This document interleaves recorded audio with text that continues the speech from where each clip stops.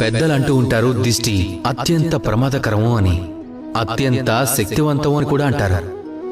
వాళ్ళు అంటూ ఉంటారు ఒకవేళ ఎవరిదైనా దిష్టి తగిలింది అంటే వాళ్ళు నాశనం కాకుండా ఎవరూ ఆపలేరు అంటారు. ఈ దిష్టికి మన దగ్గర కొన్ని పరిష్కారాలు కూడా ఉన్నాయి. ఎవరన్నా కొత్తగా ఇల్లు కట్టేటప్పుడు నల్లటి బొమ్మని కడతారు. దానిని మనం దిష్టి బొమ్మ అంటాం. దిష్టి నుంచి మనల్ని రక్షిస్తుంది. చిన్నపిల్లలకి దిష్టి తగలకుండా వారి కణతలపై కాటుకతో మనం దిష్టి చుక్క పెడతాం. అలా దిష్టి నుంచి రక్షించుకోబడతాం. అంటే లోకంలో దిష్టి నుంచి కాపాడే ఉపాయాలున్నాయి.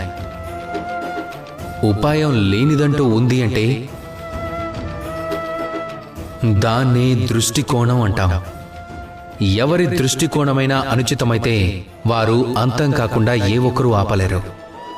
అది దిష్టి బొమ్మ కానీ దిష్టి చుక్క కానీ ఆఖరికి దేవుడు కూడా ఆపలేడు. అందువల్ల మీ దృష్టికోణం శుభం కోరేదై ఉండాలి. అప్పుడు అంతా శుభమే జరుగుతుంది. అందుకే శుభం కలిగేలా ప్రేమతో పలకండి.